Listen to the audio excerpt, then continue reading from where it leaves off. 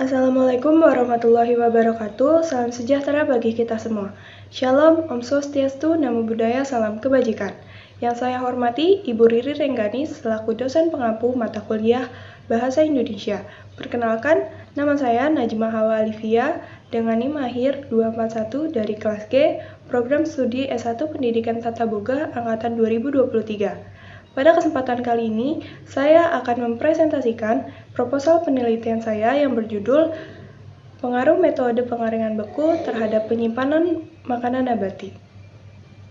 Yang pertama adalah latar belakang. Pada saat ini, industri pangan semakin berkembang. Inovasi metode penyimpanan dan pengawetan pada makanan, khususnya makanan nabati, mulai bermunculan. Salah satunya adalah metode pengaringan beku. Metode pengaringan beku adalah proses menghilangkan kandungan air dari makanan nabati tanpa melewati fase cair terlebih dahulu. Prosesnya melibatkan suhu makanan di bawah titik beku air, sehingga air di dalamnya membentuk menjadi es. Dahulu, metode ini hanya terbatas pada produksi makanan ransum, olahraga, dan makanan khusus lainnya.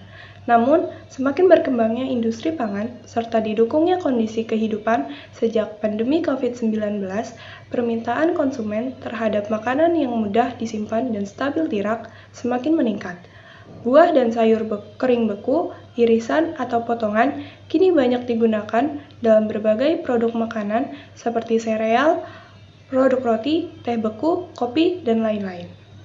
Penelitian ini diharapkan dapat memberikan informasi lebih rinci terhadap masyarakat, khususnya industri pangan, mengenai proses pengaringan beku makanan nabati dan membantu lebih memahami pengaruh pengaringan beku terhadap makanan nabati yang dikonsumsi setiap hari. Oleh karena itu, penelitian ini sangat penting dalam meningkatkan kualitas pangan dan pemahaman yang lebih baik tentang penggunaan makanan nabati. Adapun rumusan masalah dari penelitian ini, yang pertama, apa itu metode pengeringan beku?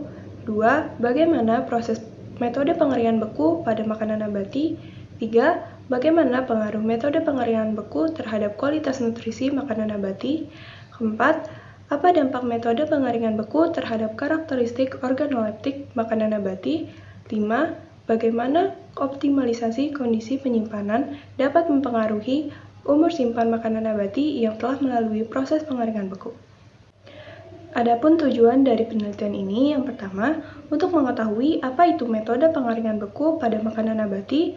Kedua, untuk mengetahui bagaimana proses metode pengeringan beku. Yang ketiga, untuk mengetahui dampak metode pengeringan beku terhadap kualitas nutrisi makanan nabati dengan membandingkan kandungan nutrisi sebelum dan setelah proses pengeringan. Umur simpan makanan nabati yang telah melalui proses pengeringan beku. Yang keempat, untuk mengidentifikasi perubahan karakteristik organoleptik termasuk rasa, aroma, warna, dan tekstur makanan nabati setelah mengalami proses pengeringan beku.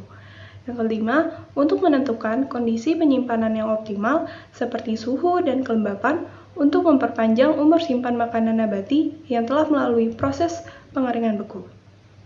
Selanjutnya, manfaat penelitian. Penelitian ini dapat memberikan wawasan mendalam tentang pengaruh metode pengeringan beku terhadap kualitas makanan nabati. Penelitian ini dapat memberikan informasi dalam membantu mengembangkan teknik pengeringan beku yang dapat meningkatkan kualitas makanan nabati sehingga produk akhir tetap mempertahankan karakteristik alami tanaman. Penelitian ini dapat memberikan pandangan tentang cara meningkatkan umur simpan makanan nabati setelah menjalani proses pengeringan beku. Jika hasil penelitian menunjukkan bahwa metode pengeringan beku dapat meningkatkan keberlanjutan produksi makanan nabati, maka temuan tersebut dapat membantu mendorong praktik-praktik berkelanjutan dalam industri pengolahan makanan. Hasil penelitian dapat menjadi landasan bagi pengembangan produk baru atau perbaikan produk yang sudah ada dalam industri makanan nabati. Dan yang terakhir adalah jenis penelitian.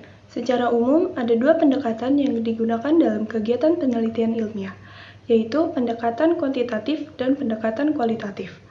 Mengutip informasi di website Kementerian Pendidikan Nasional, pendekatan kualitatif mencakup perspektif emik.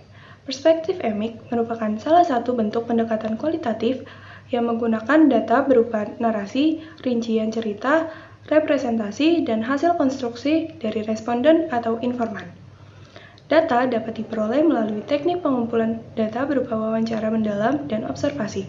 Terkait dengan jenis penelitian dalam proposal ini, jika ditinjau dari rancangan penelitian kualitatif, yaitu mengumpulkan dan menganalisis data dalam bentuk teks atau gambar untuk memahami konteks, makna, dan kompleksitas fenomena, maka proposal penelitian ini termasuk ke dalam jenis penelitian kualitatif,